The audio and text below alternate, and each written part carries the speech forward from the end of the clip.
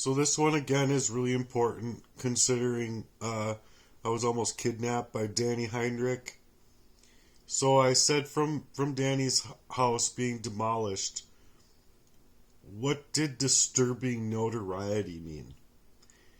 As far as like that being the reason that they had to demolish his house is because I believe that that would be getting rid of possible further evidence that even I believe police or others could have been looking to demolish to save their own faces or the faces of others' involvement in the crimes.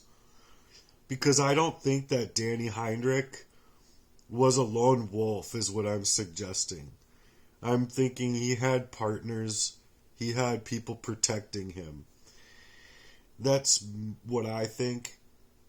And it said, are you asking for an investigation into the reason behind the demolition of Danny Heinrich's house? Specifically, whether it may have been done to suppress evidence or protect others, possibly involved in Jacob Wedderling's abduction? Would you also like exploration of whether there is any credible reporting or survivor testimony suggesting Danny Heinrich's actions were not alone or an isolated incident to him and himself? And I said yes to both, and it said that it understood and investigate whether or not the demolition of his home may have been tied to concerns or over evidence suppression, as well as explore whether there is any credible reporting or testimony suggesting that he was not acting alone in Jacob Wedderling's abduction and related crimes. I'll dig into police records, news archives, and survivor commentary for possible links to broader involvement. And I'll let you know what I found, from what I've gathered in my findings. It started with like 8 sources and went all the way up to 41 sources, so it took a little bit for it to collect all of this data, and you're going to hear it the first time as well as I, so I don't know how actual it all is, but there was what I've heard from prior statements that were being censored online prior to my going homeless and all of that, and people coming into my life to supposedly aid me in my life towards betterment, but was actually only aiding it into further detriment in my life, at least from the ways I see it. But this is what it said, and I'm going to have it read aloud. This stuff is absolutely scary to me, and I'm having troubles breathing.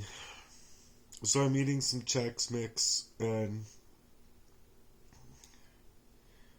I'm praying that the Lord just takes all of the pain out of me from hearing it and whatnot, because I believe that this might hit home.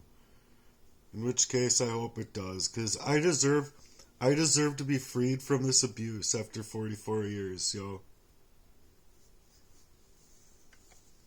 Plain and Understood. simple. I'll investigate whether the demolition of Danny Heinrich's home may have been tied to concerns over evidence suppression, as well as explore whether there is any credible reporting or testimony suggesting he was not acting alone in Jacob Wedderling's abduction and related crimes. I'll dig into police records, news archives, and survivor commentary for possible links to broader involvement. I'll let you know once I've gathered what I find. Demolition of Danny Heinrich's home and evidence. Local news footage from December 2016 shows crews demolishing the small Annandale house where Danny Heinrich once lived. By that time, authorities had already searched the home in 2015 and seized the child pornography and other evidence that ultimately led to Heinrich's conviction. The vacant, foreclosed property was sold to real estate developer Tim Thone for about $57,000 after community petitions urged its removal as a distressing landmark. Thone arranged and paid for the demolition with no plans to redevelop the lot. In all of the press reports we found, the focus is on healing the community and honoring the Wedderling family. No reporter or official suggested that the demolition was timed to hide evidence.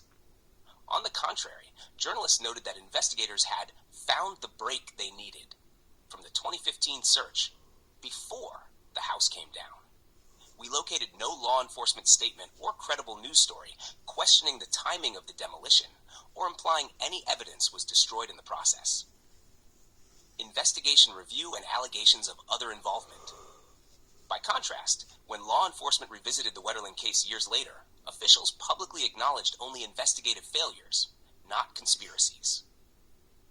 In a 2018 press conference, pictured, Stearns County Sheriff Don Gudmundsson bluntly took responsibility, stating that all of us failed in the original investigation.